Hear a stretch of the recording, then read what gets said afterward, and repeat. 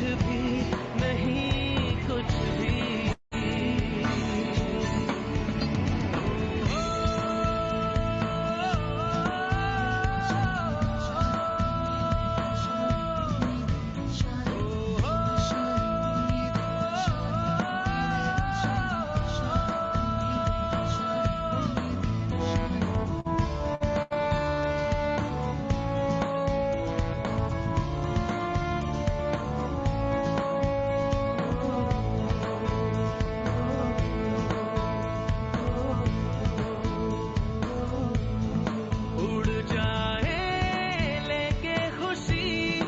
अपने संग तुझको वहाँ जन्नत से मुलाकात हो पूरी हो तेरी हर दुआ आशाएं खिले दिल की उम्मीदें हंसे दिल की अब मुश्किल नहीं कुछ भी नहीं कुछ भी आशाएं खिले दिल की उम्मीदें हंसे दिल की अब मुश्किल नहीं कुछ भी नहीं कुछ भी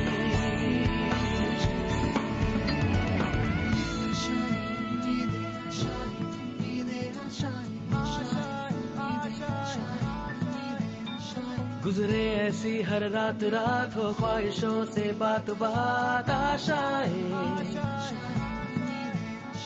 लेकर सूरज से आग आग गाए जा अपना राग राग आशाएं कुछ ऐसा करके दिखा खुद खुश हो जाए खुदा आशाएं खिले दिल की उम्मीदें हंसे दिल की अब मुश्किल नहीं कुछ भी नहीं कुछ भी आशाएं खिले दिल की उम्मीदें हंसे दिल की अब मुश्किल नहीं कुछ भी नहीं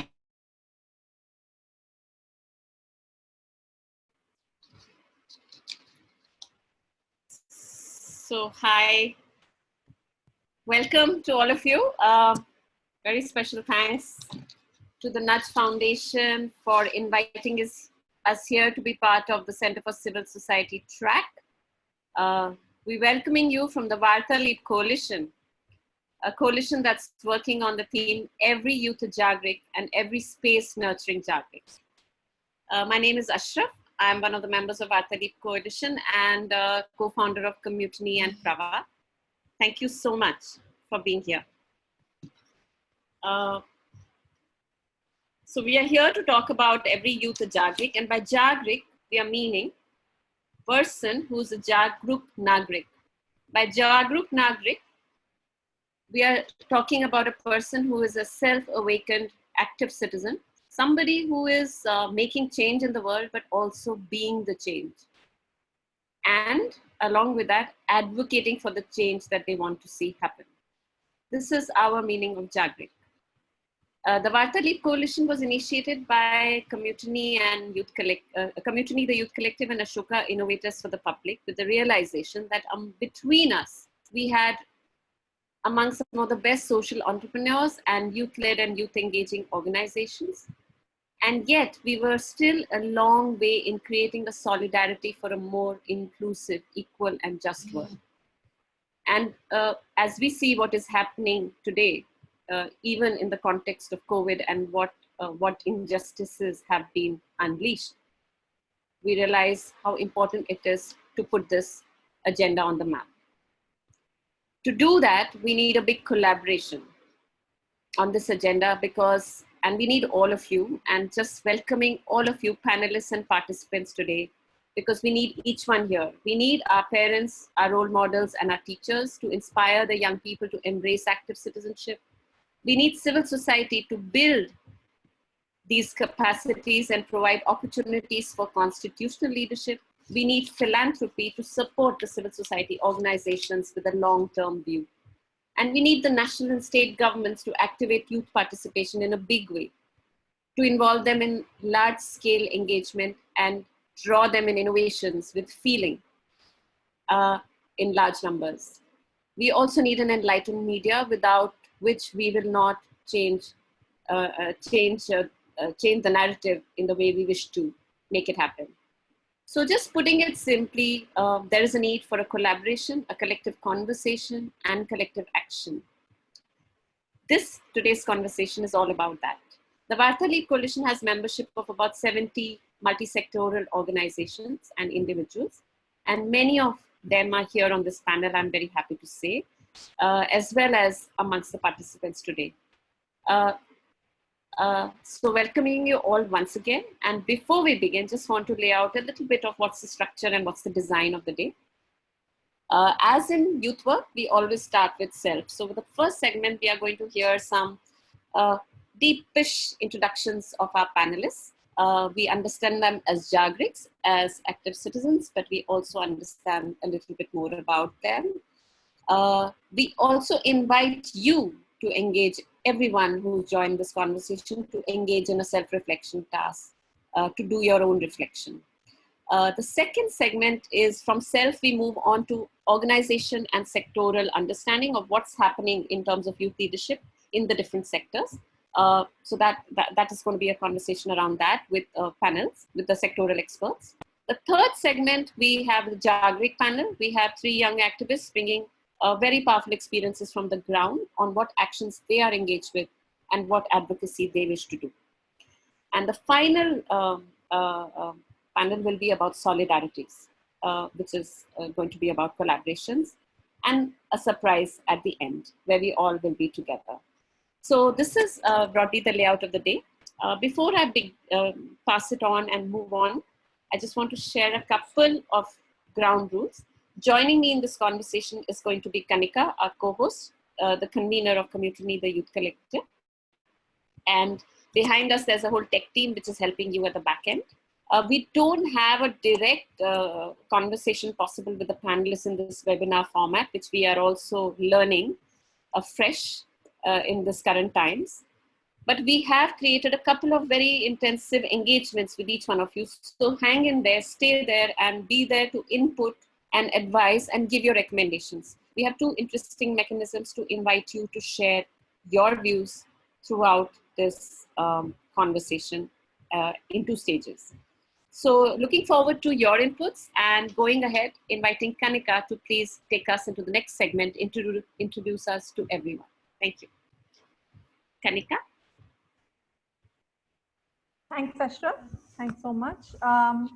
So in a country as rich in diversity as ours, perhaps the only common story that we share is that of the Constitution. Jagrik is someone who upholds the Constitution by making the living of rights and duties an integral part of their lives. So let us take this moment to become Jagriks, all of us here, by doing one of the following 2 tasks. I'm going to just ask the team here to share with us this card that has 2 tasks on it. And just in a moment, you're going to see them here. So what you're seeing in front of you is a task. There are 2 tasks there. There's a task based on the fundamental right to equality, and there's one on the duty to develop a scientific temper. So we'd like you to now take the next 3 minutes or so to do one of these tasks. Making every youth a Jagrik a reality starts with you. So go ahead, do the task. When you finish it, let us know through a thumbs up on the Zoom chat. So in your chat, there is a feature that allows you to give us a thumbs up, and then we'll know you've done the task. So I'm also just going to read it out, read out the 2 tasks. So you can read along with me. The right to equality task is reflect on a time when you have intervened to prevent an act of discrimination, inspire others by sharing it through a post on your WhatsApp with your friends, family, colleagues, or on your social media platforms. The other task, which is a fundamental duty task, the duty to develop a scientific temper, reflect on how you have challenged an irrational belief or superstition and tell people about it, again, through a post on your WhatsApp with your friends, family, or colleagues, or on your social media platform. If you do put it on your social media platforms, then please use the hashtag Main Bhi Jagrik. So requesting everyone to take the next few minutes to do these tasks and let us know with that thumbs up. So here we go. Maybe you can enjoy a little music in the background as we have some fun reflecting and connecting with people about our reflections.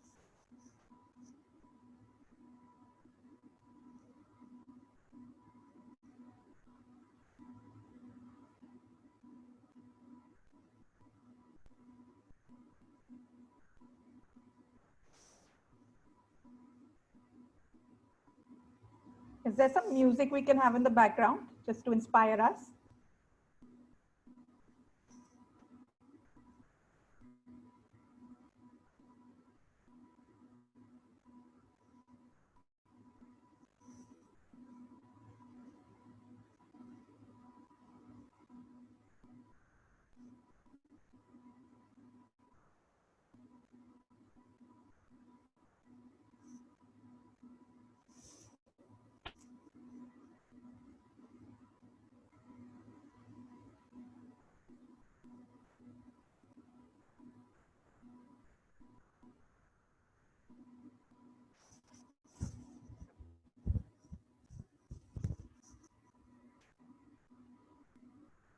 I hope everyone's putting a little message out there on your experience of doing one of these too.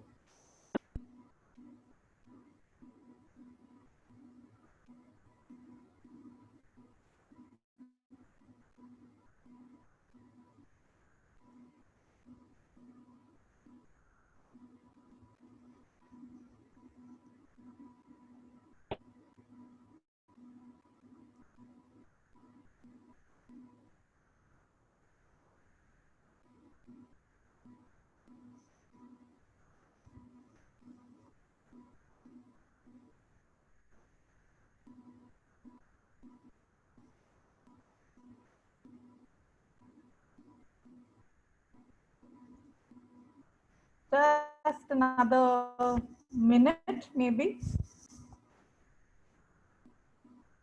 I'm sure it's brought back some memories and reflection. And to now connect to the story of being a Jagrik.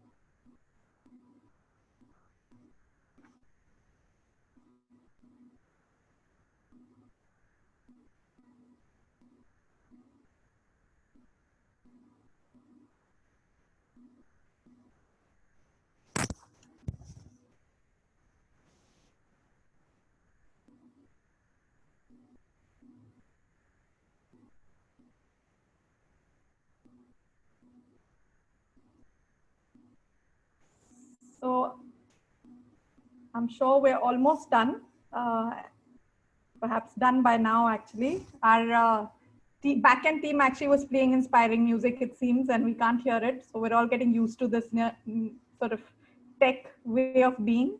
I hope you could have some music playing in your heads and hearts at this time and have just enjoyed the reflection and the action. So I'd like to just draw your attention back into this room now to all of us here and start by meeting with our panelists, also Jagriks, as Ashraf was saying, and try and get to know them a little better by asking them to introduce themselves with a personal reflection of one of the two tasks that they chose here. Yeah, so they also chose one of the tasks that you guys may have done. So just share as well with us that how experiences such as these may have contributed to making them who they are. With that, I'd like to start by inviting Bindi Dharia. She's the Deputy Director at the Center for Social Impact and Philanthropy at Ashoka University, and she is a member of the coalition, of the vartaLeap coalition. Bindi has previously worked with the Tata Trusts for Grant Relationships Management. Before that, she was at the Pyramid Foundation for Education Leadership. She holds a master's degree in engineering from the University of Michigan and an MBA from Harvard Business School with a focus in social enterprise and education. So with that, I'd just like to welcome you, Bindi, and would love to just hear from you, your personal reflection of one of these two tasks, and tell us a little more about who you are. I was hoping Kanika doesn't invite me first, but it had to be me, I guess, alphabetically, I guess. So let me start. I would start with the scientific one, since you already introduced me academically otherwise. This was, I think, 5-year-old Bindi, and this is how I introduced. My dad still laughs about it. My grandmother took me, those religious gurus that we have, and they were followed in our house at some point by my grandmother. And I was told to touch their feet, and I said I wouldn't touch the feet because I don't know who the person is, and that person's definitely not God. And so started out with me questioning who are they, what are they, why should I be touching somebody's feet just for fun? And moved on to now in my journey where I think I started questioning all the fundamental beliefs that we had at home in God. So I think throughout, and I know a lot of people are religious, so I'm not questioning religion or God, but I would say in the beliefs that we follow. So from questioning temple worship to idol worship to pretty much any of the other practices that we do at home in terms of pujas. So I think those, it started my scientific journey, obviously led me to become an engineer otherwise, to question more beliefs. So yeah, that's me. Thanks, Bindi. Thanks so much. Lovely to get that little glimpse of 5-year-old Bindi. Dhuwarakha, if I can welcome you. Dhuwarakha Sriram is the Chief of Adolescent Development and Participation and Generation Unlimited at UNICEF India. She's an international development expert with over 17 years of worldwide strategic planning and programming experience with both UNICEF and UNHCR in the areas of adolescent and youth empowerment, skills, employment, gender and child protection. At UNICEF, she plans and coordinates the implementation of one of the largest adolescent empowerment and ending child marriage programs. She's a national of Sri Lanka and has a background in social work, law and business administration. Welcome, Dhuwarakha, and would love to just hear from you as well. Thank you, Kanika. I was going to ask where did you get my bio from? But thank you very much for the introduction. And really, I'm glad to be here and sharing my views and experiences as well. I think for me, it has been about various forms of discrimination I have faced in life. It has formed me as an individual, both personally and professionally. In my formative years, I have faced discrimination based on class, but more so based on ethnicity because I'm a Tamil from Sri Lanka. And as I grew up, and even currently, I'm faced discrimination based on my gender, age, color of my skin, you name it. And I think one of my main reasons of why I'm doing what I'm doing is based on one of my experiences, which was when I was very young, and referring to also what Bindi was talking about, is the fact that I was around 13 or 14 years and you had an identification card. And, we were stopped in each and every checkpoints as we had in those days by the military. And I was stopped, but because of the way I was dressed and because I was able to speak Sinhalese, I was allowed to move on. And I was born in Colombo. However, there was another person who was next to me who could not speak the language, who was from Jaffna, who was questioned and who was sidelined. And I remember that point, really getting that courage to stand up and speak up and ask why the other person was being treated differently. It took a lot from me. And I think that's kind of how it has really influenced about what I'm doing now. And also trying to be an example of that and continuing to be that for my children and also for my loved ones, but also especially in my sphere of work and influence that I do. And I truly believe that each one of us, standing up for what we believe in as an equal world, then I think we can really see the change that we want to see. Thank you. Absolutely.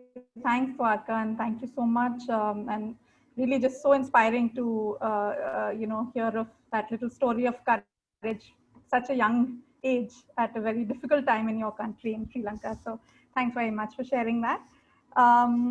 Shailendra Sharma, I'd like to welcome Shailendra. He's principal advisor in an honorary capacity to the Director of Education, Government of Delhi, and is a member of the vartaLeap Coalition. Shailendra is an alumnus of Tata Institute of Social Sciences, and he started his career with Pratham and has been a part of its senior leadership team. He's worked in the area of community-based early childhood education and school-based learning enhancement program for children. In his current role as advisor, he's shaping the absolutely revolutionary education reforms of the Delhi government in the area of children's learning, teachers training, parental engagement, and school infrastructure improvement. As we all know, these reforms have gained wide attention and regard and are being cited as best practice in India and actually across the world. So welcome, Shailendra, and can we hear from you, please? Thanks, Kanika. Hello, everyone. Well, building on my introduction, I would like to share one stance with you. As all of you know that in India, every child has the fundamental right to education. So that fundamental right has enabled every child to get in the school. But inside the school, there are several discriminations that children face along different lines. And one such discrimination that I noticed was that among the children who are in a particular grade but are not ready to follow what is happening in those grades. So as a result, they were completely marginalized in their own classrooms because they were not able to follow what was being taught in that grade. And the system's response was like as though those children do not exist. So one of the things that I, along with the team with whom I was working, we persuaded the government in 2016 in the Delhi schools to introduce a special interventions to support them to come to the grade appropriate level. And we faced a lot of criticism in the initial days because there were various issues that were cited, that by focusing on these children, we are ignoring the other ones, or rather we are letting them know that they cannot do, therefore they might have some adverse psychological impact on that. But overriding all those things, we continued with the program, and today when I see those children, their smiling faces, they are ready to join what happens in the classroom. It gives a lot of satisfaction and inspiration to keep going, keep supporting, keep looking for the areas where the discrimination continues, and keep building the bridge. Thank you. Thank you, Shailendra. And truly, what's happening in those schools is revolutionary and inspiring. So thank you for that. Just now welcoming formally Sunish Jauhari. Sunish is the ex-country leader for Ashoka, Innovators of the Public, and founder of CEO Corps that works on road safety. Is also co-founder of the vartaLeap Coalition. Sunish comes with 2 decades of leadership experience in international innovation consulting for the interest of small and medium-scale enterprises and social entrepreneurship. He has to his credit a number of organizations he's founded and co-founded in the areas of media and PR, market-based social security for informal sector, women's safety, and road safety during his career. As ex-country leader Ashoka in India, he helped creating a change-maker world by expanding the community of Ashoka Fellows and Young Changemakers, and institutions that focus on developing essential skills of empathy and problem solving among young children. Welcome, Sunish. Can we hear Thank you. Thank you, Kanika. Thanks for that introduction. And I'd pick up developing scientific temper as a duty, but with a twist, because I think I grew up in the wild. My father was he was in wildlife, so I have seen most of my childhood in the forests, and I don't think there is anything that brings you as close to cause and effect and scientific temper than nature. It's closest to. So it's not widgets, it's not science as we understand it, it's not maker spaces, it's just greens that bring a lot of sense. And just seeing forests closely throughout my formative years, I think I subconsciously developed an inquiry or questioning process, which still helps me today So whenever I'm at the crossroads and you have all kinds of, some superstitions are in your face, some are not.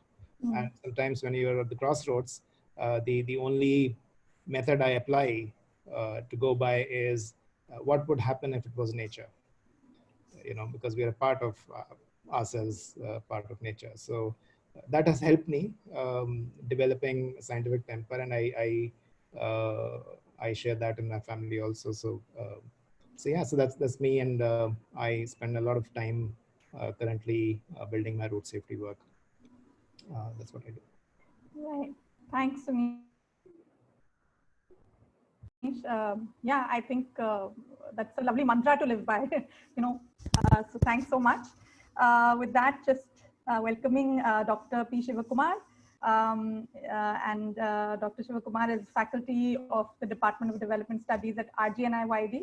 He's a postdoctoral fellow from Indian Institute of Technology, Delhi. He has authored a number of papers, books and manuals, including one very recently on youth migration in emerging India. Sivakumar has been part of a number of national level steering committees to shape youth development and citizen engagement, as well as skill development and entrepreneurship. Welcome, Sivakumar. Thank you. Thank you, Kanika, and thank you, Ashraf, for hosting such a wonderful, program. If you ask me about, the kind of right to equality or, right against discrimination, I think we have been talking quite a lot about this, and we should continue to talk because of the scenario which is happening around us. So I personally feel that it's not only about talking, we are supposed to, act what we talk. So when you ask about to narrate the things which happened, on a personal experience or on a personal count, what I think I had immediately gone to the, the so-called activist mode in the, during the college time or in universities when we were doing our, research. I think that was one of the most wonderful periods where, we had, a group of or bunch of people who had decided that, whatever way we can fight against the so-called caste discrimination. And actually, some of us has done it in our own personal life, even, cutting across or, marriage, cutting across the caste barriers. So to me, whether I don't know about the influence, but to me, that's something like a personal conviction that, we can have a society where we can cut across all kinds of such discriminations. And, that will definitely will lead into the so-called, welfare of the humanity. I feel that it's something which we should personally reflect on it, and this reflection also translated into action. So I feel that's what which happened personally to me. And second thing, it's a quite interesting incident, or at least in Kerala, though we talk about the so-called advancements in human society, every Sunday, we used to see the newspaper ads for marriages, and the one specific tagline will be in the end that no caste or caste no bar. Then there is a small depiction SC/ST, please excuse. So even we may proclaim that there is caste is not a problem, but again under that there is another kind of discrimination which is it happens even today nowadays. Even if you look into the matrimonial sites or the papers in the Kerala, you can see that there is this kind of discrimination is being openly practiced. So what we talk and what we practice is something like a huge difference which we need to be bridged, according to me, through our personal lives. Thank you. Wonderful. Thank you, Sivakumar. Yes, absolutely. I think the contradictions and even hypocrisy that, we even personally sometimes live with are something that we have to reflect on and change and start beginning from ourselves. Thanks for bringing that forward. And with that, I'd like to introduce our sixth panelist for this first earlier segment of ours, Abhishek Mazumdar, who's the co-founder and CEO of Logical Indian. So Abhishek, he's also a member of the vartaLeap coalition. Abhishek's startup, the Logical Indian, is a public-spirited digital media platform working towards drawing attention to news and issues that matter, which often, misses the light in traditional media.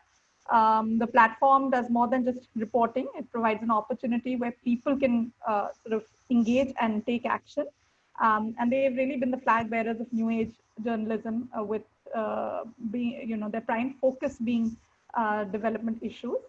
So welcoming you, Abhishek, and looking forward to your story. Thank you. Thank you so much, Kanika. Thanks, Ashraf, and everyone for hosting such a wonderful opportunity. And hello to my co-panelists. I'm honored to be a part among such eminent panel.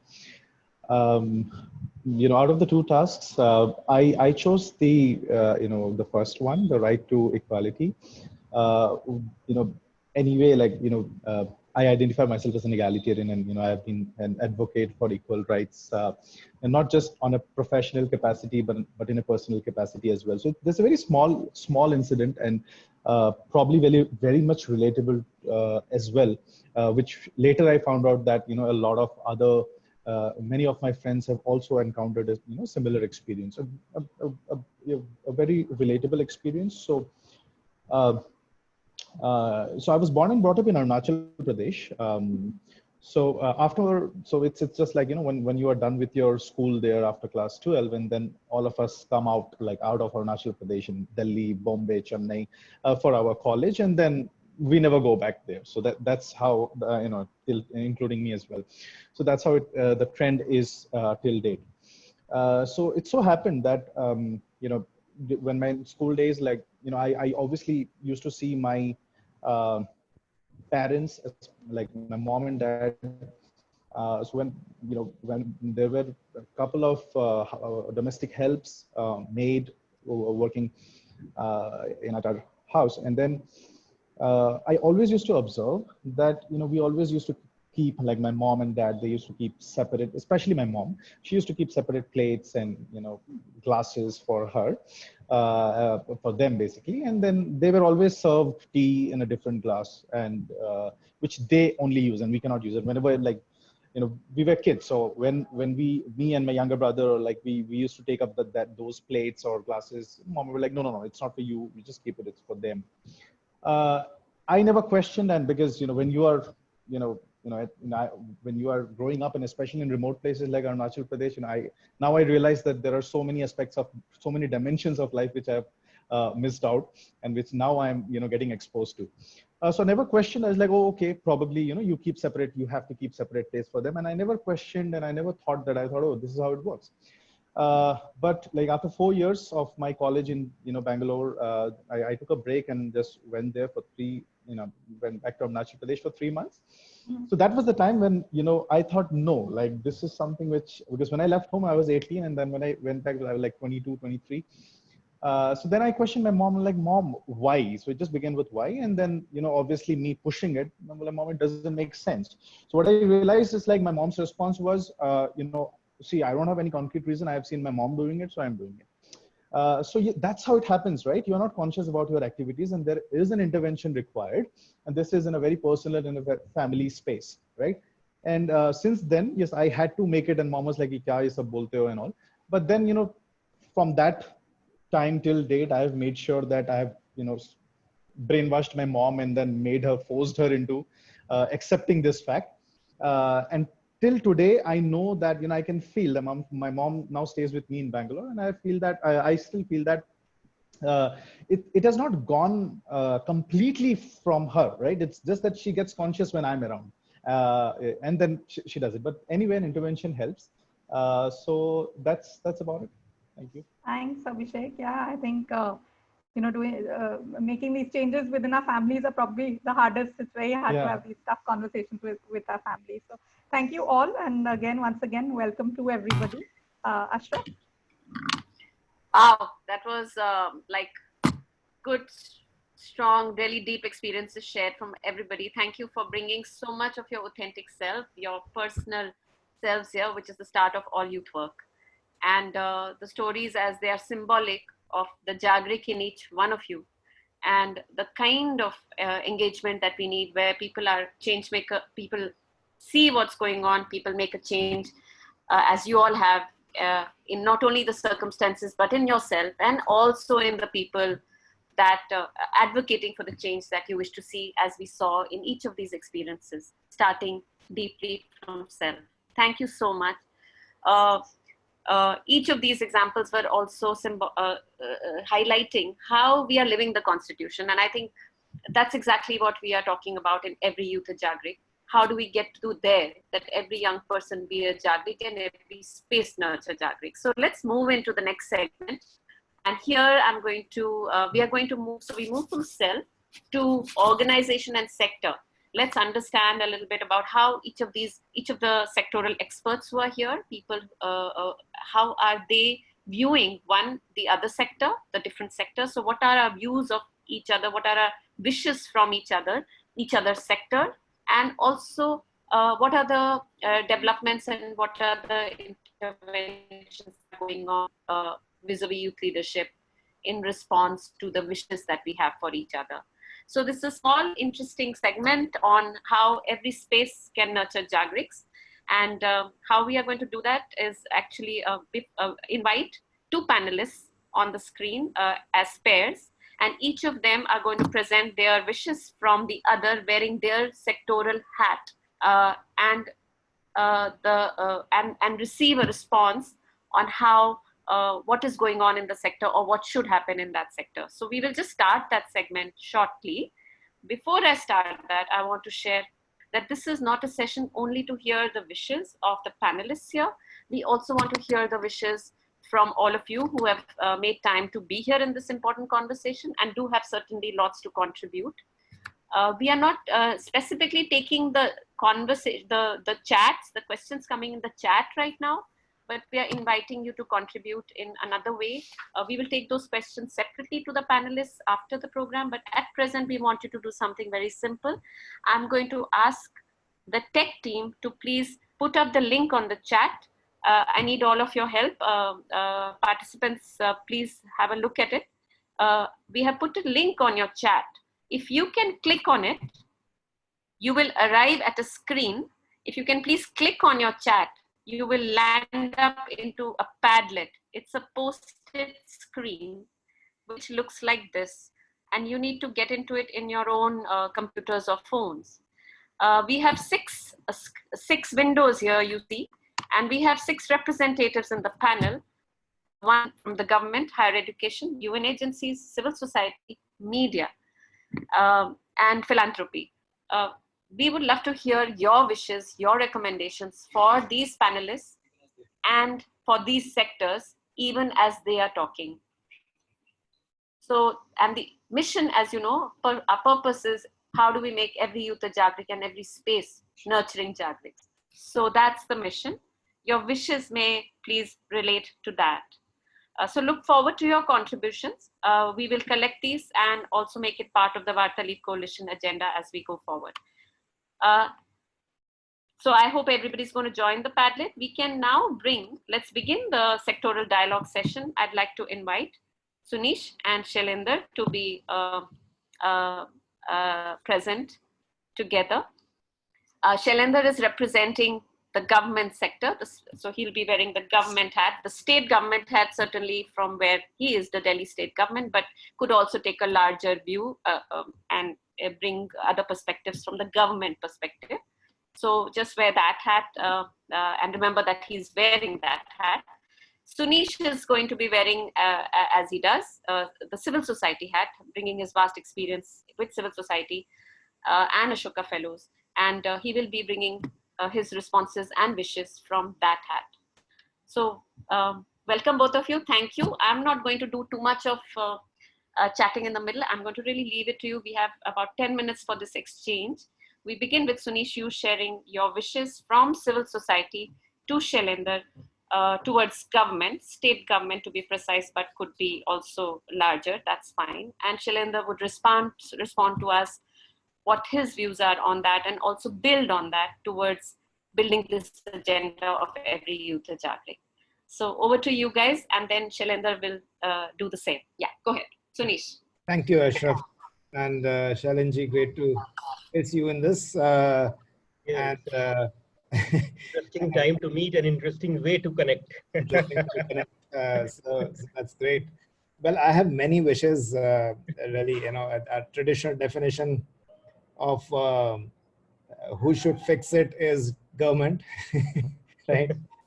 But I'll not go to the traditional definition. I would say three simple wishes, and feel free to say if it's not well within the purview. But when I look at it, I feel from youth perspective and Jagrik perspective, I think I'm beginning to believe, I've always believed, but I'm beginning to believe strongly about community service as a part of education. And I feel that that's something that's very relevant for this country, and we should have it. And it'll be great to have a government, decision on that. I wish we need, we have more participation of youth in government decision making, especially decisions that impact youth in some way or the other. So I wish we make room for that.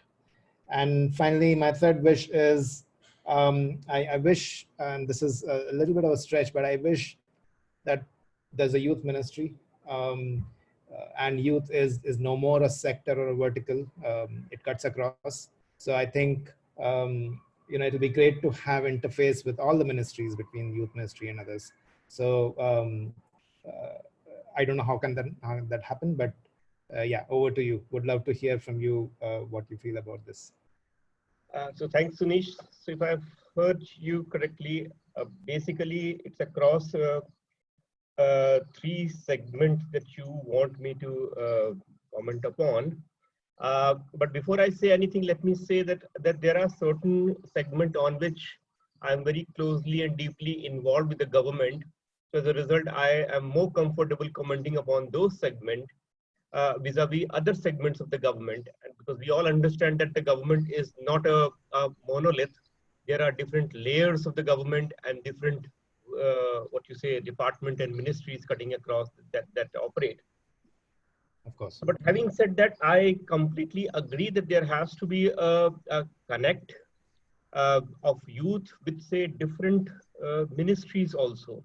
And in fact, one of the things that I have been talking about these days is that if we could create some kind of, say, internship model in different ministries, not just in education, but in different ministries where youth can join and participate. So that will provide a good opportunity of very closely understanding the functioning of that department and the government, and and also giving an opportunity to play some role in, say, decision making. And one of the things that we at Delhi government has done is basically launching 2 fellowships which we do right now. One is a Delhi Assembly Research Fellowship, and another is Chief Minister's Urban Leadership Fellowship. And through these 2 fellowships, what we have done is, I think we have about 100 young people who are working across with the different departments of the government, very closely helping those departments in kind of, say, with their work, and as a result also acquiring those vital knowledge and understanding of the functionings of the government. And in education per se, we have always encouraged to get more and more youth in it. In fact, our school management committee model was particularly geared in that direction, to invite young parents to come and participate and help in the running of the schools. We have Teach for India. We have partnership with them and getting Teach for India's fellows to work very closely with the school system, working very closely with our school teachers. We recently launched an entrepreneurship mindset curriculum, for which we have also started inviting young entrepreneurs to come and talk to the children in the senior secondary and secondary grades. These are typically like 15 to 18-year-old kids in the schools. And the young entrepreneurs coming and taking sessions with them and sharing what lies ahead and in what way they can contribute coming out of the schools. So in fact, it's like a two-way process that we have initiated, wherein the youth of today is getting engaged in the functioning of the government, and also children in the schools who are, say, young adolescents, getting an exposure and getting ready to contribute once they get out of the schools, apart from their own regular studies. So these are some of the things that we are doing. And of course, we would be very happy if we can get some more ideas as to how this engagement can be further deepened. So that's what I have to say on this part. Thank you. And would you have wishes for me so I can reflect on that? Yes, very eager to share my wishes. And as I said, we are living in a very, what you say, challenging time. This is a situation and the era which nobody thought, say, a couple of months back, that this is the situation which the world at large is going to face. So as a result, my wish is largely coming from the context in which we are operating, and also out of my concern as to how things are going to pan out in, say, months to come.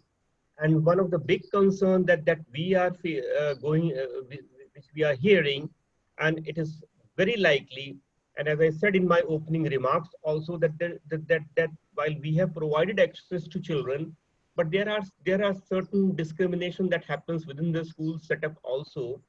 And with this pandemic and school being closed and locked down, we see a real possibility of, say, children, many of them not coming back to schools, particularly those from the vulnerable sections, girl child, children with disabilities and all. So one of my wish is if you could think of, say, creating a national network of young youth who can keep an eye on who is not going back to school, and can those be supported to come back. That's one thing. Linked from this is the second wish that I have, is that we are going to see a lot of digital divide also in the sphere of learning. We will have a new kind of divide which is going to emerge, those who have access to digital learning, those who don't have. And we are already seeing that happening. So if we can have, say, neighborhood youth group who can engage with young parents, help them acquire new skills to negotiate with the technology so that they can support the learning of their children. So that's my second wish. And the third one is, say, if we can think of, say, creating a network of volunteers, map their competencies and skills, and then offer it to various departments of the governments which have a very direct public interface, for example, health, education, transport, because in next 1 or 2 years, they are going to play a vital role.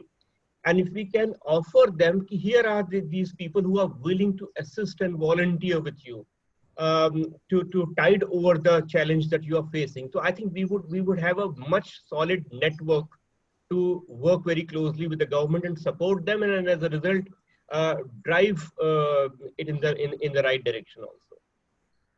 Thank you. And just because I'm representing the wider civil society, I'm going to take back these ideas to some of the forums that I am a part of. So very, very helpful.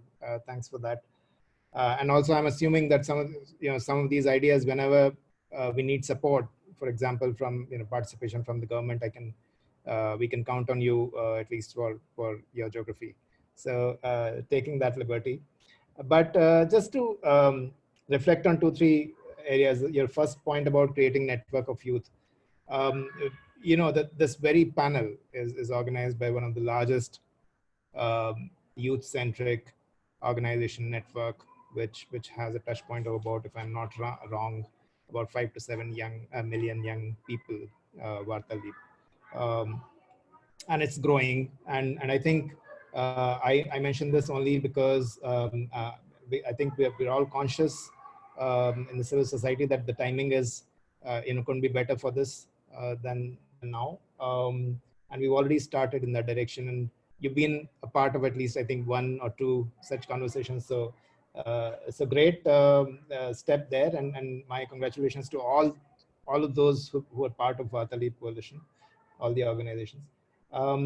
Neighborhood youth groups, I think, again, the timing couldn't be better because increasingly we're feeling, at least some of the like-minded representatives from civil society are feeling the need that problem solving needs to escape the traditional definition of problem solvers, which is institutions, schools, government, businesses, and a lot of problem solving needs to sit in every individual's hands.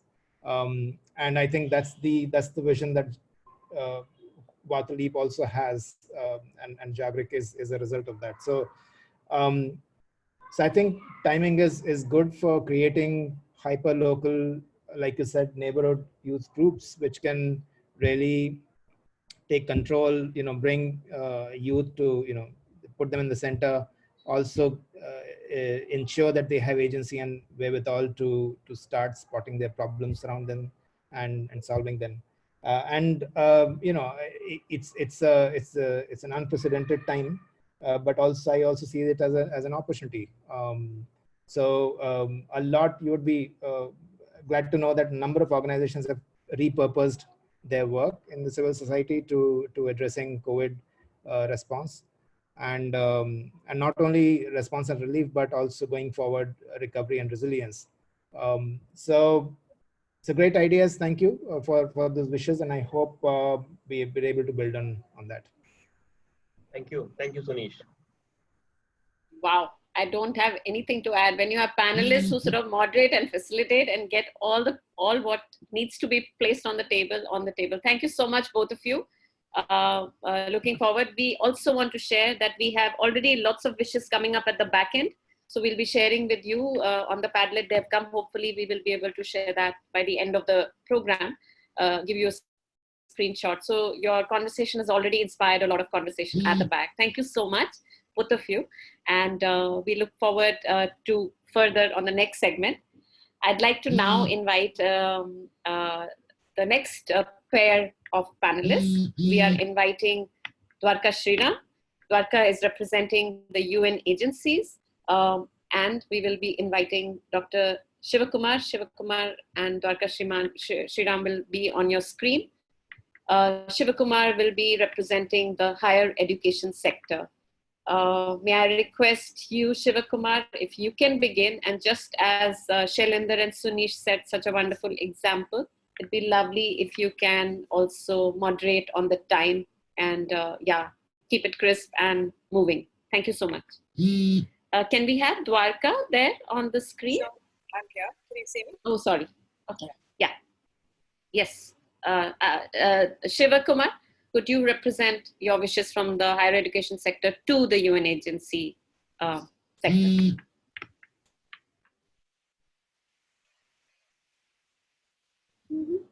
Is there, okay. I think I'm not able to. Yeah. Am I audible? Yes, please go ahead. Yeah. Yes, Shiva. Thank you, Ashraf.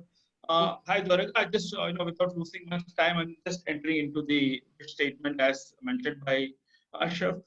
Initially, when we talk about the role of UN agencies, particularly in the global context as an active agency to, lead, including the government, I think for a youth, I believe that, if it is possible to offer a kind of active citizenship fellowship program, so that, this will prepare young people as global citizens, and, their skills and competencies are developed. There's a lot of divide between North-South and Global North. How, of course, all UN agencies are working for it, including for the realization of the, sustainable development goals. I think if there is something which UN can offer, an active citizenship fellowship program, particularly focusing on young people, that will definitely, raise the bar of young people, and their skills and competencies will be definitely, improved. Second thing, I'm just, looking into, UN can create opportunities for technology-enabled volunteering. For example, Shailendra was talking about the digital divide.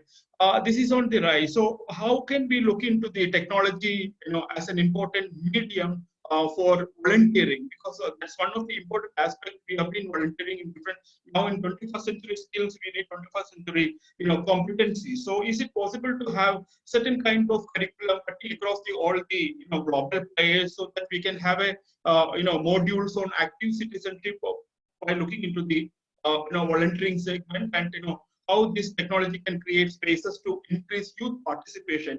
These spaces can be, where it can be built upon the social and political perspective of youth through citizenship education. That's my second wish. Thirdly, I would like to comment on the social divide on future of jobs. Now, this the boom on artificial intelligence and automation is coming, and how it is going to create another kind of discrimination or marginalization. Those who are having the capacity to process knowledge or data, and those who don't have, looking into the corporate place. I think this is something which we need to address and look into the issues and integrity, so that we can have bridge the gap of social divide on future of jobs. This is the three wishes from my side. Over to you, Dhuwarakha. Thanks so much, Sivakumar, and good to see you as well. I think in terms of my feedback, I really would like to say that in all the three areas as UN agencies, we are working on it. In terms of looking at active citizenship, volunteering, but also in terms of the future of jobs, and therefore working backwards in terms of what are the skills required, and how do we ensure that the social divide doesn't get even worse in terms of the manifestations of the problems. However, I think there are some points of reflection also I want to keep in mind for us. I think when we are looking at active citizenship and volunteering, we need to be very careful in the way of ensuring that we don't have not preformed ideas of engagement. We need to understand better the dynamic nature of the engagement, look at why we want to engage with the young people, but more importantly, why do they want to engage with us? Because as stakeholders, we need to move away from treating young people as economic dividends in terms of economic growth that will happen for the country, or use them as problem solvers for the problems that we may have created even, over a period of time. So I think that's the first key point that we have to keep in mind. The second thing is really when we are looking at solutions, or when we're looking at technology-based solutions as well, we need to be very careful about use of it. And I think it's one of my wish that I will have it back for you. But really looking at technology as a tool and an enabler, and not the means to an end. So we need to really ensure that we are also looking at engaging with young people in a no-tech solution or a low-tech solution, and see how we really engage them in a systematic manner and use technology as a tool or an enabler. And I think the third point from my side is in terms of having a differentiated approach as well. Each and every one of us, but more so those young people, their pathways are not going to be linear. So we need to ensure that we provide them that kind of opportunities where they can make an informed choice and a decision, and really look at different settings. So how do you program around a development sector versus a humanitarian situation? How do you work with different profiles and vulnerabilities, socio-cultural issues? We cannot have one-size-fits-all solutions. So these are mainly for the first two, but also it applies to the future of jobs question as well. As much as automation, as much as digital skills, technology skills come into play, we also need to keep in mind where the machinery cannot take over is the human skills. And I think that's what we really need to build on, as in terms of 21st century skills, the critical thinking, relationships, people skills. These are much more important and crucial as well. So when we talk about future of jobs, I think we should not just focus on just one dimension of it, but we also need to keep in mind other dimension of it, the human side, and then focus on the 21st century skills. And I think that is more critical for us as we move forward to keep in mind. And also look at the linkages between not just vocational skills, but the linkages between what you learn as a young person. And I think the previous panelists talked about it as well. How do you engage with young people from a younger age, and then ensure that they have the vocational skills, and that carries on in terms of employment. So seeing that as a continuous and seamless journey is also important. So that's from my side. So I have three wishes for you and for the higher education. Yes. I think the first is a wish to kind of bridge the digital divide that young people have, especially for Jagriks as well. And really looking at solutions that are not just in terms of advanced tech. A lot of it, especially with the COVID situation, we have moved on to solutions that are looking at tech-based solutions. So how do we really look at a situation of no tech and low tech and be able to provide that support system for young people? So that's the first one. Yeah. The second is in terms of how can we really link the career guidance and opportunities, not just in the higher education sector, but really starting from a younger age. And I think more and more young people are making decisions much more earlier on. They want more information earlier on. So how can we ensure that it becomes an integral part of the education system in itself?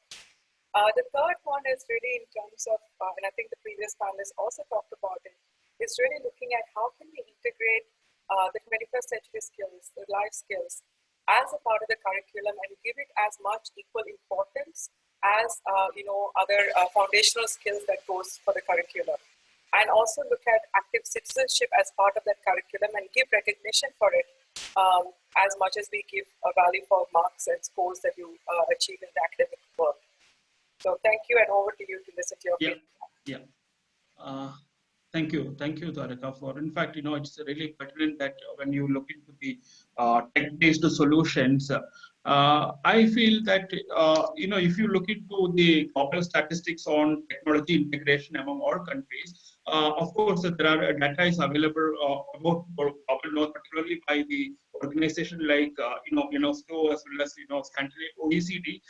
They had come out with this study which proves that almost 95% of the students in Scandinavian countries are having any kind of technological gadget for learning from the primary level onwards. But in Indian context, this is a really question, or global south as a whole, this is a question mark. Why? Because the significance of e-learning and online mode of teaching, it is in reality is not much accessible to many of the marginalized young people, particularly in global south. It keeps them as a technology and disabled. So I think we need to address this also from back end, that how to integrate or penetrate the technological solutions, tech-based solutions, so that the people at the marginalized section also are in a position to use these technology-based solutions. Of course, I agree with you that we should have tech-based solutions because that is going to be the norm of the day. Now, when you talk about the second wish on linkage to career opportunities as well as guidance, I feel the aspirations of children are the most important deciding factor for their career. It has a lot to do with their socioeconomic location as also. It's not like of course the aspiration plays an important aspect in a person's life to what kind of career if he or she chooses, but if there is a possibility. But there are people who don't even have any choices than to accept what is coming to their way. So actually this is a bit complex process as well as question to me, that there is a huge divide between who is having and who don't have the options before that, and what kind of institutionalized support do we have to look into the career guidance and upgradation of the skills and competencies. This is another issue which I feel it's a complex process. And of course some of the examples like Shailendra was talking about, the Delhi schools are working on the innovative solutions to provide to the children and to the community as a whole. But there are more scope to such kind of attempts. Thirdly, when you talk about the knowledge, I feel the 21st century skills, I believe that mere information is not sufficient. When the information, when it is being processed and translated into actions, I being from an education sector or as a teacher myself, I feel that the kind of teaching process which goes into our normal schools or universities are something like a mechanical based, where like if I use the phrase of Paulo Freire, the students are so-called muted. They don't have any option to express their opinion because they are being seen as a victims or a silent category of people who don't have any voice.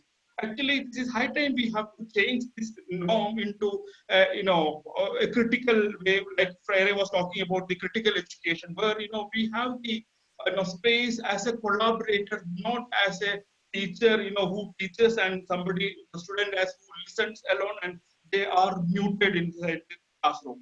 So is it possible for us to, to create spaces so that we act as a collaborator, not as a dictator?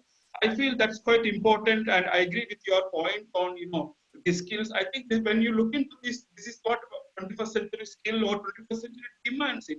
Because, we need to have a space for, to sit together and to discuss in a collaborative way than on a, monologue.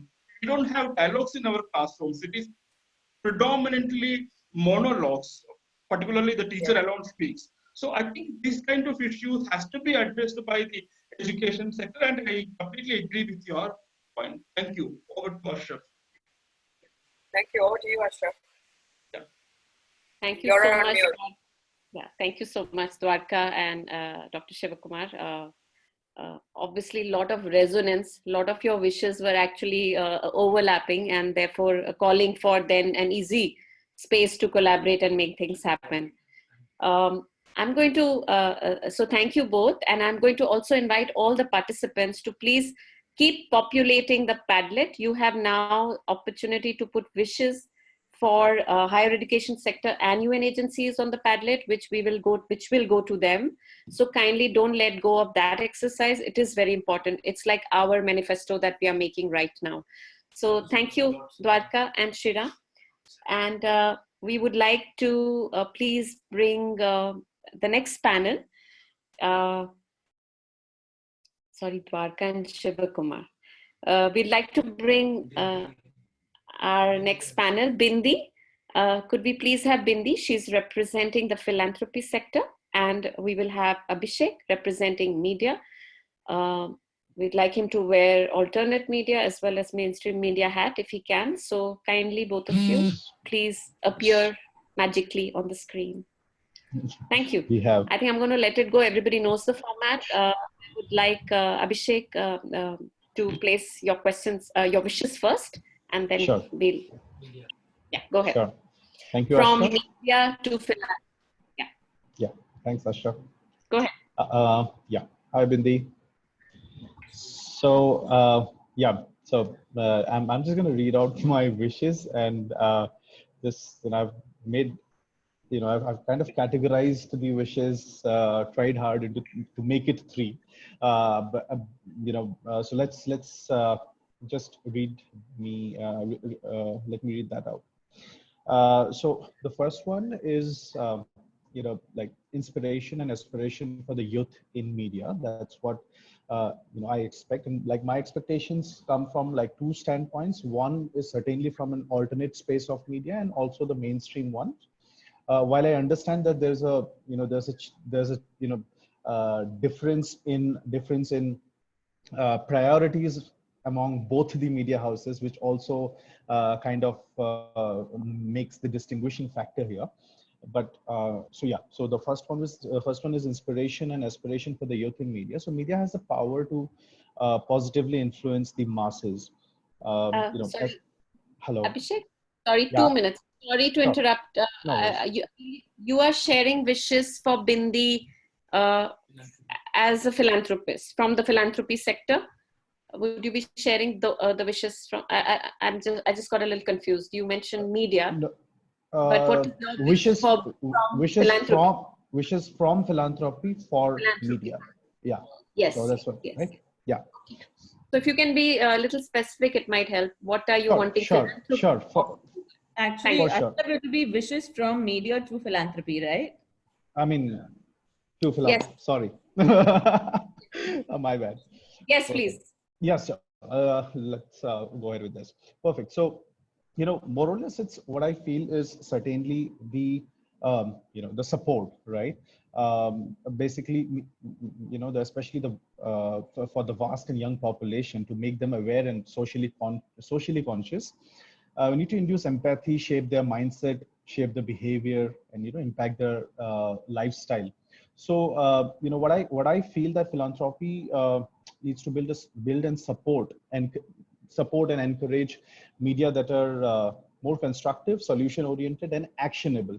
Now, especially the alternate media, which is predominantly into the digital space, digital as a medium offers you to take, can offer you to take action, as opposed to the other form of media, which is like print and television. Digital, you can, in digital as a medium, it allows the opportunity to take, add instant call to action and take action. So this is a, huge opportunity to seize. So that's one where I feel that a support or a synergy would be amazing. Perfect. So actionable media, as I have expressed, that it offers our viewers and readers with avenues to take actions natively using its platform. The second is more of more knowledge exchange opportunities. So more dialogue with the youth. So philanthropies, what I feel, if should or can partner and use media to create knowledge exchange opportunities for the youth. More dialogues with the youth, the way the startup ecosystem does it, right? With like multiple boot camps, meetups, accelerator programs, mentorship, and not just, let's say, restricted to fellowships, which is a kind of a more formal way, rather creating a content bank on YouTube, right? Which is a self-learning content bank, which is more informal and much more accessible way, as opposed to the formal ways. So, so that's all. Like, you can get to learn a lot just by heading to YouTube and browsing through those hours of content. So we have thousands of NGOs out there.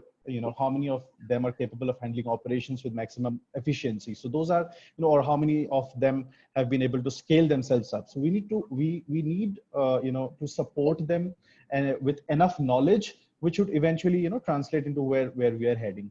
And the last one is the third wish is accessibility, like getting the young task force to join the sector. Philanthropy needs to market itself. What I feel that philanthropy should market itself with the help of mainstream and sectoral media, make itself more lucrative, establish like a constant communication, so that more and more young talent is attracted towards the sector. So I think that's it. Thanks so much, sir. Yeah. I don't have power at home. There's a crazy storm going on in Gurgaon, so you might hear a lot of noise in the back. No, it's good. We are good. It's going good. It's going good. Just go ahead. Yeah. So just to answer, I think Abhishek's questions, and I think at some level, I feel like he's actually outlined my KRA at where I'm working right now. So in some literally all the work that we do, but wearing the philanthropy hat, I think in some sense, philanthropy is working on this and has started in the last couple of years. If you look at media, starting with say IDR or PARI, there has been a concentrated effort by multiple philanthropic foundations and philanthropists to set up these online digital media platforms. And both, they started with English, but they're also, there's a push to move towards vernacular languages as well. I know IDR is moving extensively towards Hindi. So that I think is something that a lot of philanthropists are pushing for, at least the more informed ones, if you might say. And so that is happening. I get your point of actionable media, which is a slightly different nuanced thing where you have a lot more social media engagement and other elements of it. And I think that is something that they're evolving towards as they move ahead. And I think this lockdown is one clear opportunity for them to become more evolved, starting with this particular conference of Charcha 2020. Your second question is informing more youth. And I think surprisingly, this actually fits into my second question. So I may not even ask you that question at some level, because it was more about, how can media focus on more communication towards the youth? And so if I talk about media with philanthropists together, it's about building a narrative in the sector. I think it's about engaging and actually working towards highlighting the stories that are happening by youth and by youth organizations.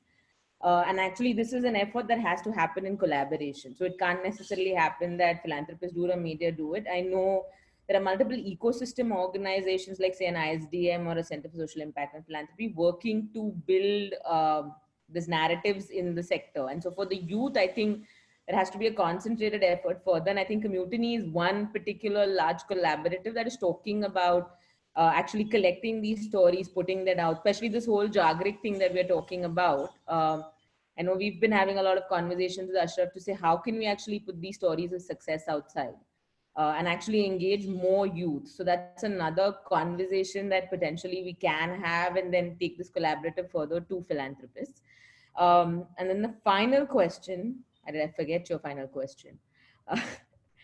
I think it was about getting more youth into the sector. So I think getting more youth into the sector, I think it's already happening, right? I mentioned ISDM already, which is working to, transition over youth to work in the middle management. Or if you have, I know there are fellowships which are not necessarily, but more of the liberal arts universities that are working to actually get people more aware, right? Like me sitting in a Choka University, or a Kriya or a Plaksha coming up, which are actually focusing more and more on youth coming into the sector.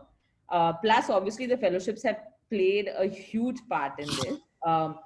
I actually think what Community is doing, and if there is a large investment from the philanthropic space into this, it will make a huge difference by engaging urban youth and rural youth, right? Like this particular way in how you can tie the two together, then can get a lot more youth engaged in schools and colleges to actually come into the sector.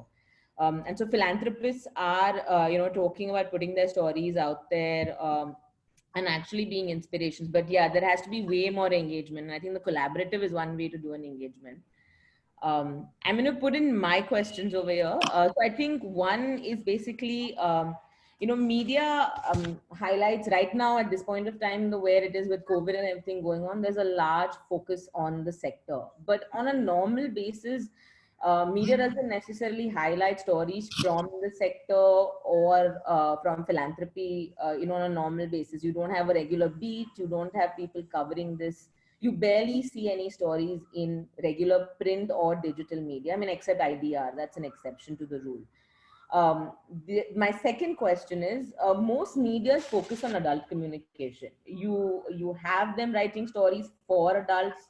The language is for adults, the medium is for adults. How can we actually work towards focusing on youth, right? Like most youth consume YouTube, TikTok, all those other channels, which are not concentrated channels, which are not actually giving you information in the right way to actually educate them and move them to the next level.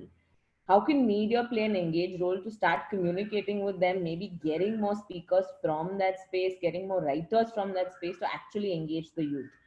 And my third question is, a lot of youth organizations are small organizations. If you talk about them, there has been a lot of regulation that the government has passed in the recent past. And how can media play a role to actually highlight this piece of regulation, right? Be it with ATG, FCRA, or with the CSR laws, because a lot of organizations are going to go down under, considering what is happening right now anyways, this not being a priority.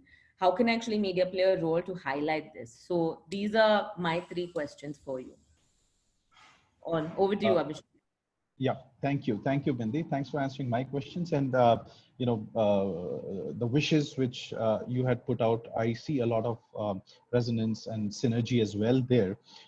Number one, I think, which more or less where you spoke about no specific beat. Now, this is something which I, time and again, which I speak about. If you look at the, if you do an RCA or root cause analysis and look at the, the challenge in the industry, that's primarily because, it's basically, the difference between a profit-driven model versus a purpose-driven model. So unfortunately, whatever, if you see the mainstream media and, or rather digital media as well, if you take at large, since the focus, obviously, cost is involved at everything, but, if the editorial priorities, since there are no beats, that means there's a lack of editorial priority, right? You take out any platform or any portal, you'd actually find that, there is always an entertainment section there. Why? Because entertainment drives, it's the cash cow, right? A Bollywood section or an entertainment section there.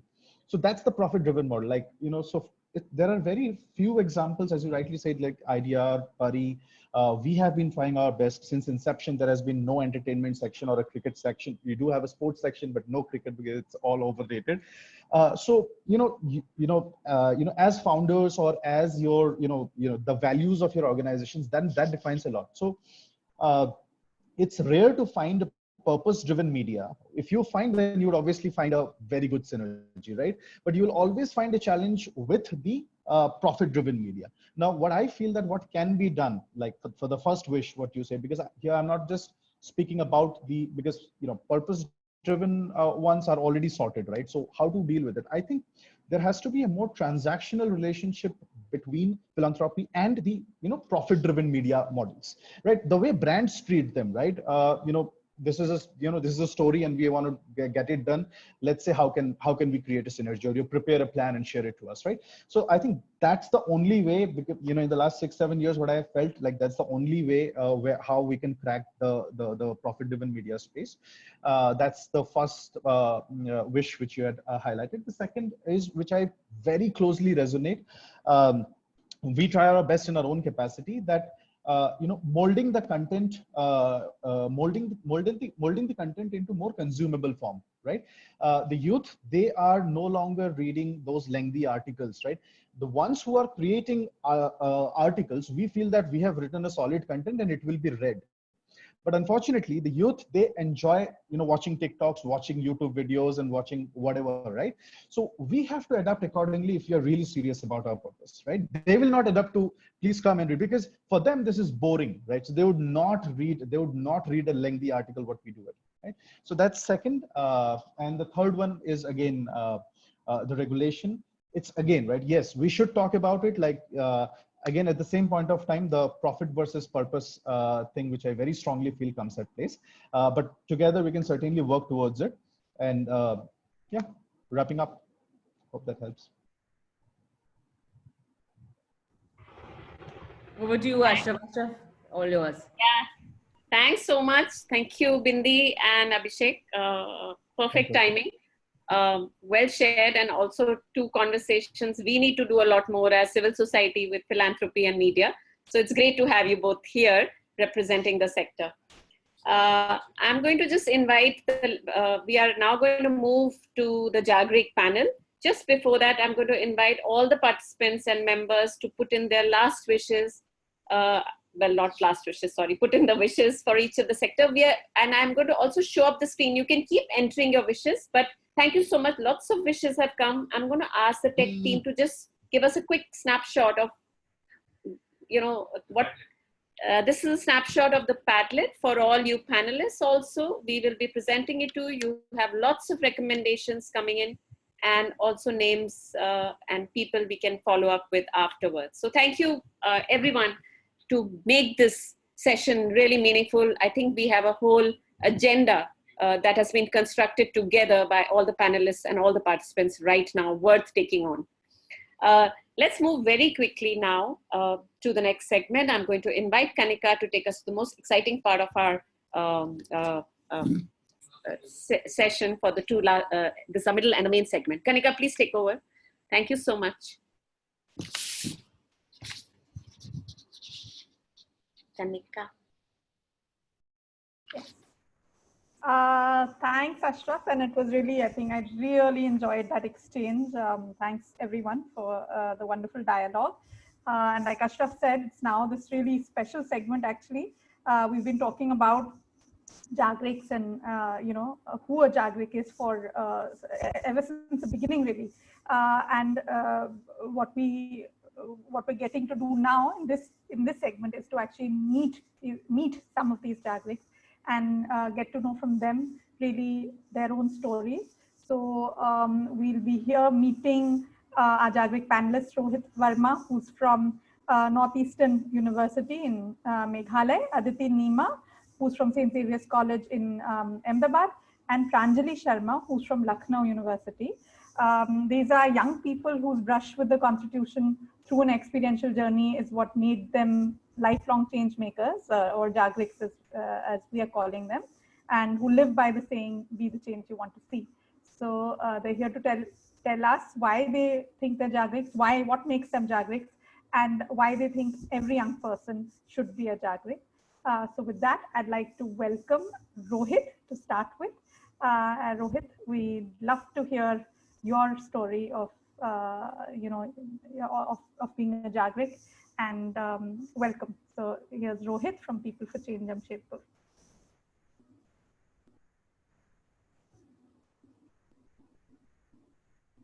Rohit, you're on mute. You need to unmute yourself. Hi, hello everyone. This is Rohit Verma. I'm a student of Masters in Environmental Science at the Northeastern Hill University, Shillong. So I've been associated with People for Change in Jamshedpur, Jharkhand, which happens to be my hometown. And I'm an environmentalist and conservation educator by education and a social worker by passion. So I do not want to protect the environment, and I want to create a world where environment does not need protection. So starting with my Jagrik journey, I'm a Jagrik because through Samvidhan Live in 2017, I became aware of our fundamental rights and duties. So the Constitution became a living reality and an integral part of my life. The work we do at People for Change is primarily focused on these rights and duties. So one of the projects that we do at People for Change, the School on Wheel project, focuses on the rights and duties. So it basically focuses on right against exploitation of the children and right to culture and education of the children. This also addresses the duty that every parent and guardian has a duty to fulfill towards their wards, that each and every child between the age groups of 6 to 14 has a right to education. And we work with children in schools to impart eco-literacy and ecological consciousness, which also addresses the duty to protect the environment and to improve the natural environment and have compassion for living creatures. And I've been working with children in Shillong through a fellowship called Earth Ambassadors Fellowship, which is an initiative of UCAN. And the COVID-19 times, lockdown has been a testing time when the communal harmony is disrupted in our country and people are adversely affected by poverty and hunger. So we decided to address this issue through distribution of groceries and essential items to the affected families, irrespective of their caste, creed, color, race, or religion. This also addresses the duty to promote harmony and spirit of common brotherhood, to render national service when called upon to do so. And coming to the point that why do I feel that everyone should be a Jagrik? So everyone should be a Jagrik because Jagrik, according to me, is someone who's aware and conscious about self and society around him. By becoming aware of fundamental rights and duties, one can not only enjoy his own rights, but also help others to avail their rights. The fulfillment of one's duties is integral to make sure that everyone can enjoy their share of rights. Self-awareness is a critical component of true leadership. One of the best ways to become a responsible, well-educated, and well-informed leader is by becoming aware about our constitutional rights and duties and by upholding the constitutional values. Thanks so much, Rohit. Thank you. Really inspiring. Lovely to hear you. Aditi, if I can now invite you to share your experience, please.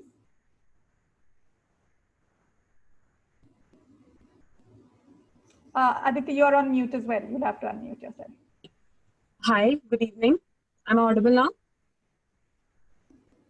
Yeah. So, hi. I am currently a psychology student and also working as a psychology associate with a mental health app in Ahmedabad.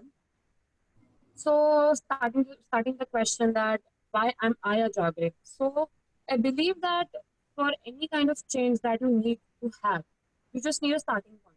Once that you get a starting point, it's just a never-ending story. So for me, my never-ending story started in 2018 when I anchored the Samvidhan campaign. So I had around 30 to 40 participants coordinating with me with different tasks that we were doing, and like they had many problems and like many societal issues that they faced, and they shared this is going on. We are facing this. And the major problem that they faced and what struck me was the problems that they faced with their families. Like permission issues, like conflict in thoughts and all those sort of things.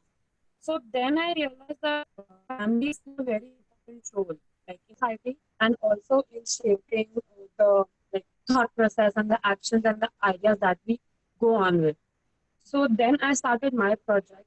I was a part of the Change Makers Fellowship, and under that project, I worked with around 400 parents, making them aware about how their behavior and how their actions affect the the child, and how does it shape their future, and how does it lead to development of the youth in future. Like, the project was based on strengthening the structures of the family, working to the core, making the core more aware, because families are from where we origin. So making the core more aware and more strong, and hence making strong and bold youth. As a part of my responsibility and my family, recently in COVID, we can see that there are many poor people facing lots of problems with accommodation, with food. So one bit of thing that I could do along with my family was that we have a servant residing near our house. So we are just helping them with food and groceries, and also with the help of all their daily needs that they want. And also at an organization level, what I am doing is I'm being a part of a no hate campaign, where we believe that we can see a lot of hate is propagating nowadays in different forms. So we believe that there is a need of harmony. So through that campaign, as a part of my effort, I just wrote a small poem that was regulated, it circulated on my social media account. That was the part that I did. Then moving to the question that why should every youth be a Jagrik? So there's a very well-established fact that India has the largest youth. So, and also youth is the most equipped and the most knowledgeable and the most aware section of the society. So why do not we use our knowledge and our experience and share it with everybody around us? And for me, the easiest place to reach is the family. So every youth should be a Jagrik, because the family is the place that they can reach easiest, and they can move, they can strengthen themselves, their family, and then they can take this knowledge, and then they can take this experience and share the family people around, and make many more Jagriks and many more aware citizens. Yeah, that's all. Thanks, Aditi. Aditi, your network was a little shaky. I'm just going to try and paraphrase in one line for those who may have missed out some parts. Aditi's story of being a Jagrik is very deeply connected to, her social action, in a sense, within her own family space, as well as working in the family space to inspire interaction across generations, as well as engagement with social issues. And she shared examples of what she's doing with her family at this time, and as part of COVID response. And she's also talked about her work in the family space as part of her change maker project. And that is sort of the integral link she sees to being a Jagrik, and how other young people can be inspired to be Jagriks, where there is a sort of a synergetic relationship between how a Jagrik is nurtured in the family, as well as Jagriks nurturing families to be more responsive and engaged, and everyone being a Jagrik, I suppose. So I hope I captured that correctly, Aditi. Thanks for sharing your experience. And I'm just now going to move on to, is that okay? Okay, thanks. Move on to inviting Pranjali. Pranjali, do share your story with us. Hi, so I'm Pranjali, and a student of University of Lucknow, pursuing my second year of Bachelor of Arts. I'm also a UPSC aspirant, so that I try more and more to engage in the social work, because I understand the importance of nation building and social change, which is very much required in our lives. Coming to the fact that why am I a Jagrik?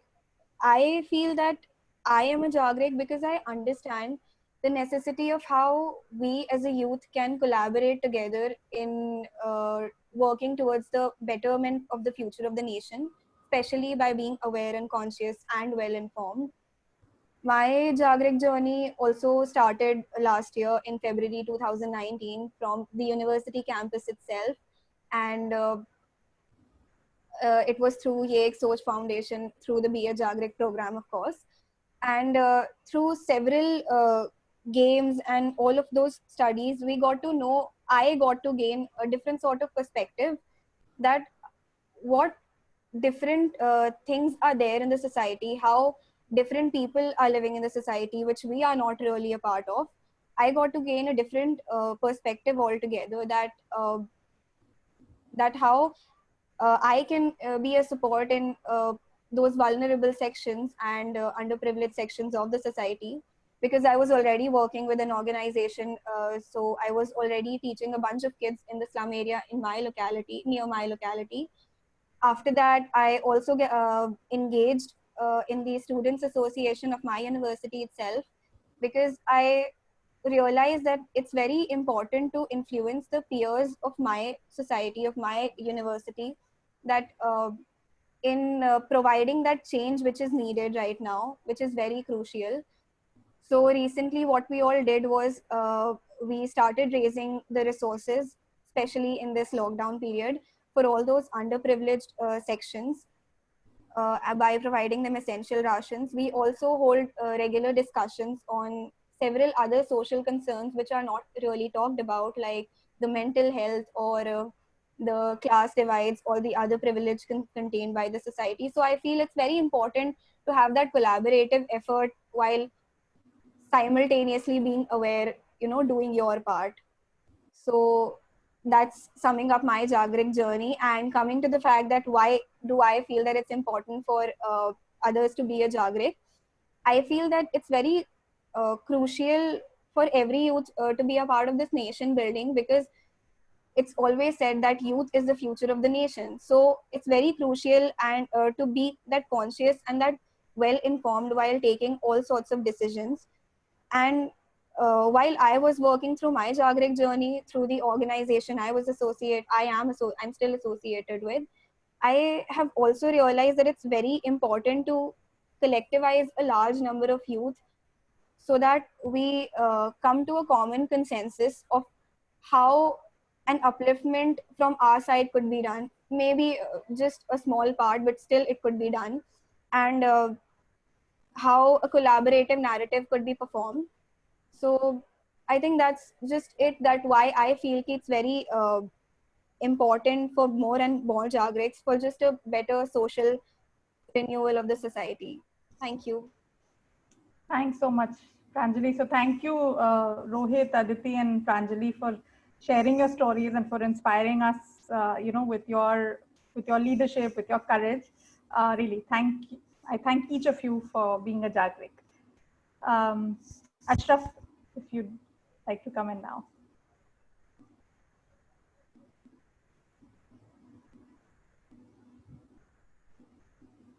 Yeah. So right after the Jagrik panel, thank you all young leaders who are doing tremendous work on the ground. I think we really actually would need to share some videos of the real actions that are happening to really make the stories also come alive of the deep work that you all are engaged in. So just celebrating all the efforts and just celebrating all the youth organizations and young people right now at this moment, because they are the ones who are actually out there. And a lot of the larger organizations, whether be it civil society or government or any other spaces, they are actually supporting. They can support the volunteering actions on which a lot of the work right now, even on COVID relief, is resting. So just saluting all the COVID warriors, young and old, but also all social action change agents, young people who are involved in social change and personal transformation. I want to just move to the last segment. I'm going to invite all the panelists to please come back. We can just bring back all the panelists. This is the closing segment, and we want from each one of you a call to action, one last wish. If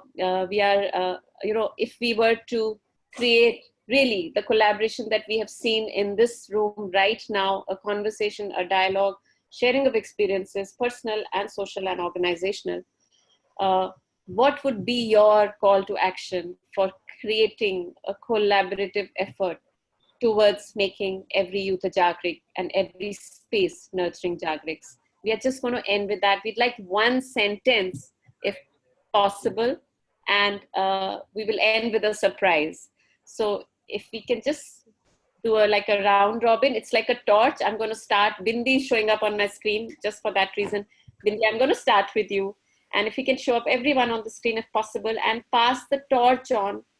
Bindi, just pass it on to the other panelists, and everybody can nominate the next panelist.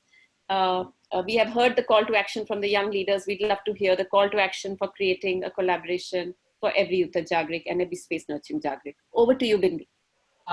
So I think my main one, and I think I already said it in the session, is more stories and changing the narrative. So I think bringing more stories from the ground, from the youth, and bringing more stories to them is what I'm wishing for to go ahead. So, you can pass to Sunish. Thanks, Bindi. I know this it put us in a spot. I guess one line would be, if you're a young person who talks to 20, 30 young friends, just take this as a call to action to become a Jagrik and define what you as Jagrik would be. I think that's what I would say. And let me pass this torch to Shailendra ji. Oh, thanks, Sunish. So my one sentence is that leadership is not given, it is taken. And if we are talking about youth leadership, it is time for youth to come forward, because this is a very peculiar situation where nobody actually has, say, complete picture as to how things are going to emerge in times to come.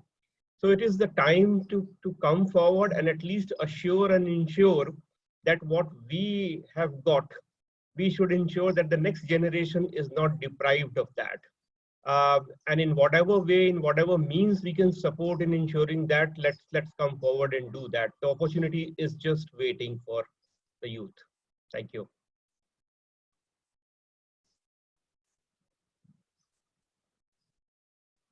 Oh, so I am passing on to Sivakumar. Yeah.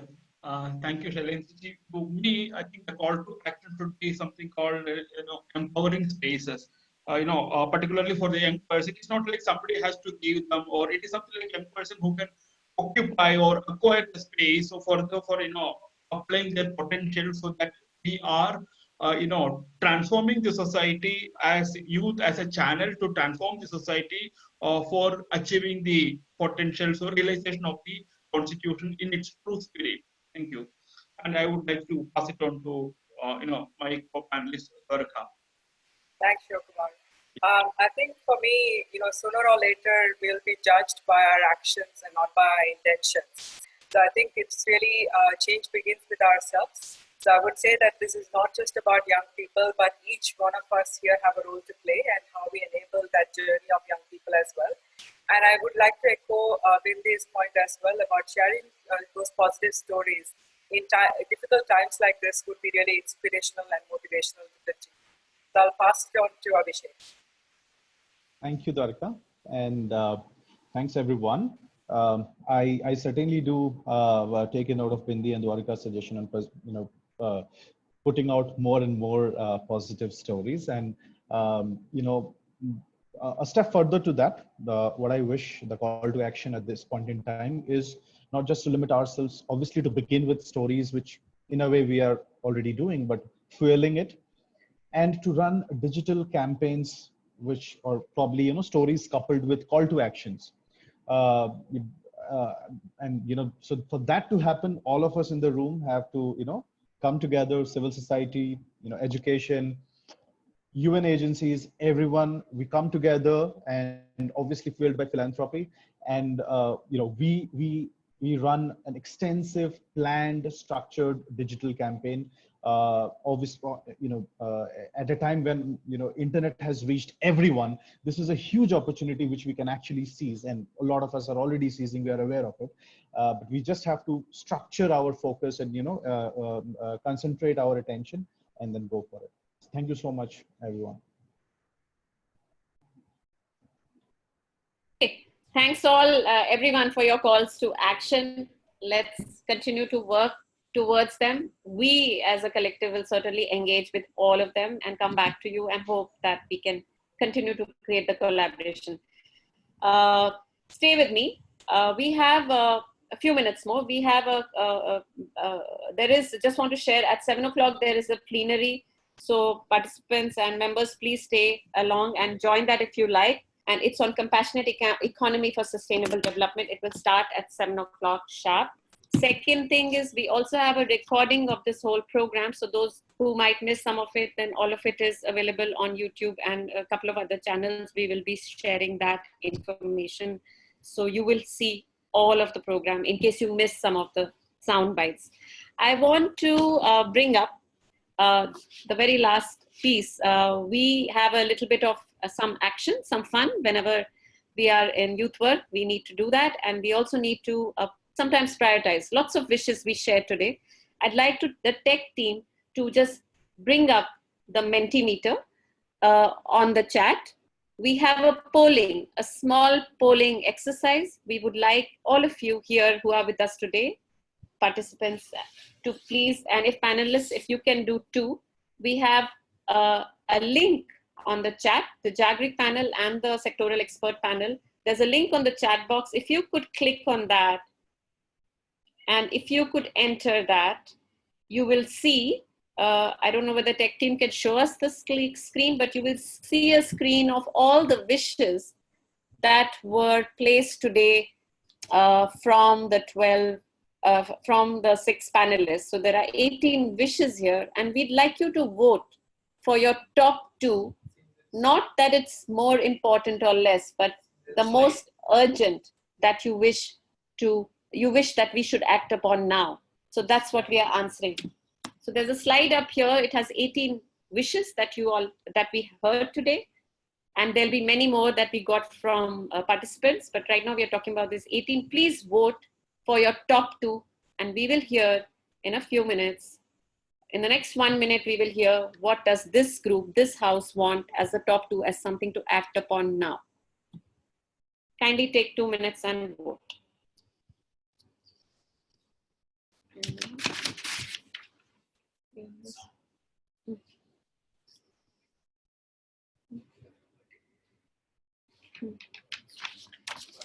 So are we ready?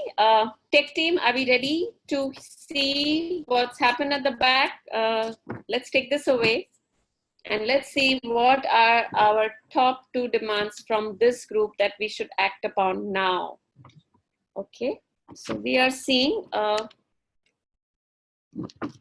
youth participation in government decision making. Oh, okay, the poll is still happening, so I can't say it yet. But yeah, youth participation in government decision making seems to be the highest rising column. And followed by that, my eyesight is failing me, but highlight more stories on the work. So I guess the media wish that we should have more stories out. So these are really the top 2, the most urgent from this group.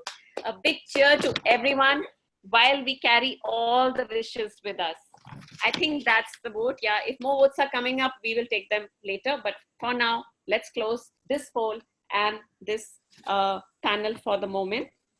Thanks for the lovely calls to action, collaborative experiences, Jagrik stories. We will certainly shift the narrative from youth as a demographic dividend to a demographic multiplier if we carry on continuing this dialogue. Before we close, can we just be together? COVID or no COVID, let's pretend that we are together in one room, holding our hands. As the vartaLeap coalition, we join you, all of you, in this mission to build every youth a Jagrik and every space nurturing Jagriks. And as the vartaLeap coalition, we also commit to the values of the Constitution of justice, fraternity, liberty, and equality, to work towards that and To do that, let's sing together something that we all, I'm sure, value. Can we have this is the surprise that we are together. Can we just be together and be part of this? Tech team, could you please bring us together? They say it only takes a spark to get a fire going, and soon all those around can warm up in its glowing. No better song, no better pledge to sing than the preamble of the Constitution of India.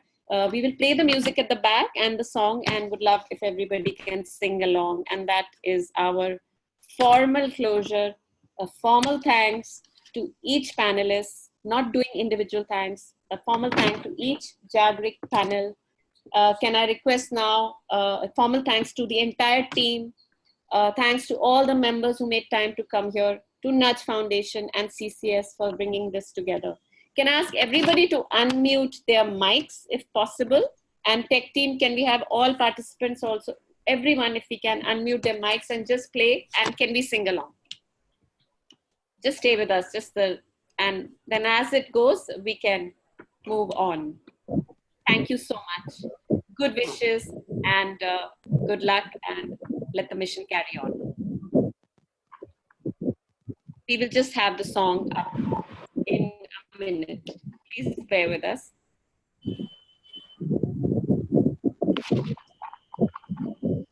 Okay, maybe there's a little bit of a storm somewhere, but the song will begin otherwise. And I want to also share credit. This song, this video that is being played is being made by a wonderful organization called We the People and Manzil Mystics, both doing great work in this area. Manzil Mystic is also a member of Community and the Coalition. So, share credit.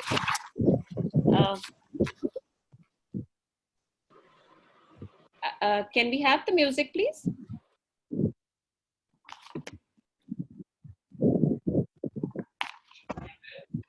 Okay, I think I'm sorry, there must be some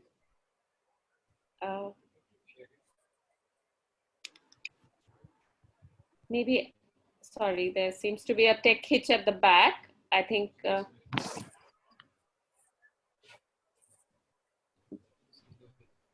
just a minute, we've got a back message. They're just doing it. If you could wait for 1 second, please.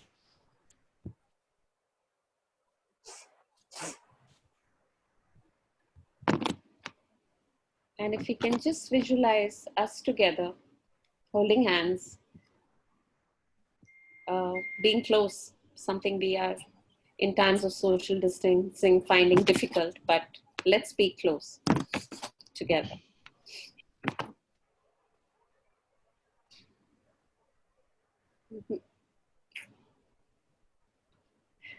I think there's some problem.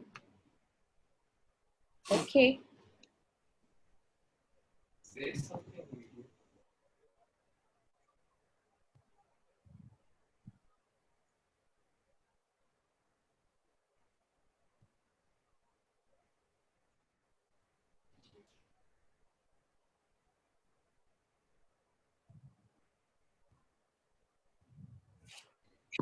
Okay. I'm so sorry, it's not happening. So I think we will just read it. Okay, can we just read it together? We will forget the music, I'm sorry. So if we can begin, we can read it together. The Constitution of India, the preamble. Is the music audible? Yeah, okay. Yes.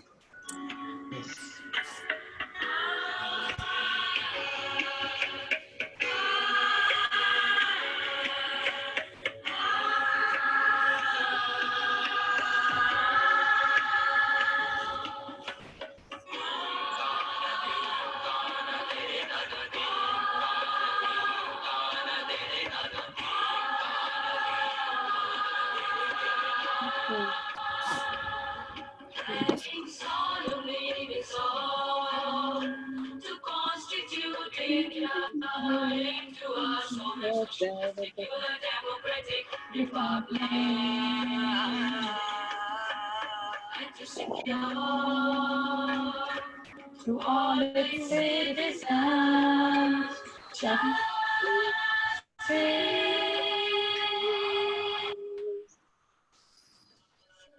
social, economic, and political.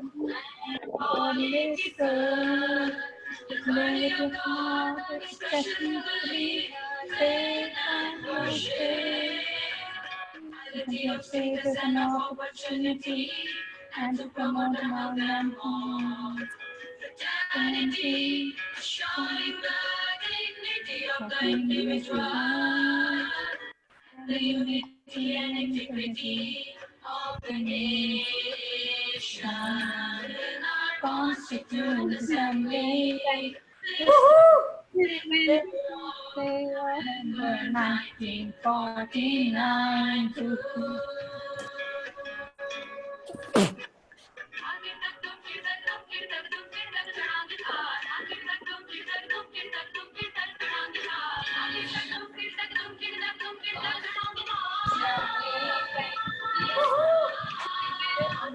Yeah. Thank you.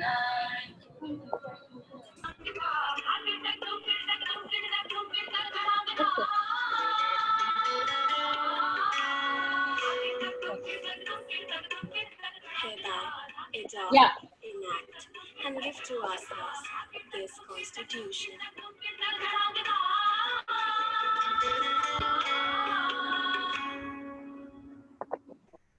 Thank you so much, everybody. Goodbye Thank you. and good wishes. Thank you so much. Thank you. Thank you. Thanks, everyone. Thank you. Thank you. Thank you. Thanks.